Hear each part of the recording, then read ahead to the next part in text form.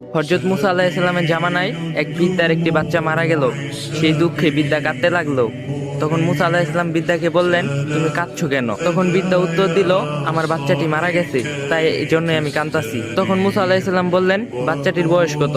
বৃদ্ধা উত্তর দিলেন, 350 বছর। মুসা আলাইহিস সালাম বললেন, তোমার এই বাচ্চাটি 350 বছর জীবিত ছিল, কিন্তু এমন একটা জামানা আসবে, সেই জামানার নবীর উম্মত মাত্র 60 থেকে 70 বছর বাঁচবে, আর সেই নবী হলো হযরত মুহাম্মদ সাল্লাল্লাহু আলাইহি সাল্লাম। তখন বৃদ্ধা অবাক হয়ে বললেন, তারা বালেক হবে?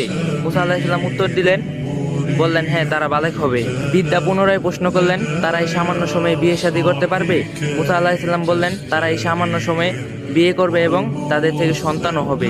বৃদ্ধা পুনরায় প্রশ্ন করলেন, তারা এই সামান্য সময়ে কিভাবে নেকি এবং সওয়াব অর্জন করবে? তখন মুসা আলাইহিস সালাম বলেছেন, তারা এই সামান্য সময়ে এত নেকি অর্জন করবে যে তাদের নেকি যদি আমাদের উপর রাখা হয়, তাহলে আমাদের নেকির কোনো নিশানাও থাকবে না, শুধুমাত্র তাদের নেকি দেখা যাবে। কারণ উম্মতি মুহাম্মদীকে আল্লাহ তাআলা এমন একটা মাসে দিবেন, সে মাসের নাম হলো রমজান মাস, যে মাসে একদিন ইবাদত করলে 83 বছরের সওয়াব তার আমলনামায় লেখা হবে। সুবহানাল্লাহ। আর এটা আমার নতুন পেজ, সবাই ফলো দিবা, লাইক দিবা, আর যদি ভিডিওটা ভালো লাগে শেয়ার করে দিবা। হযরত মুসা আলাইহিস সালামের জামানায় এক বৃদ্ধার একটি বাচ্চা মারা গেল।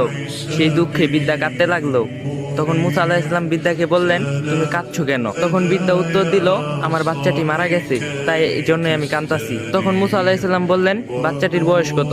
বৃদ্ধা উত্তর দিলেন, 350 বছর। মুসা আলাইহিস সালাম বললেন, তোমার এই বাচ্চাটি 350 বছর জীবিত ছিল, কিন্তু এমন একটা জামানা আসবে, সেই জামানার নবীর উম্মত মাত্র 60 থেকে 70 বছর বাঁচবে, আর সেই নবী হলো হযরত মুহাম্মদ সাল্লাল্লাহু আলাইহি সাল্লাম। তখন বৃদ্ধা অবাক হয়ে বললেন, তারা বালেক হবে?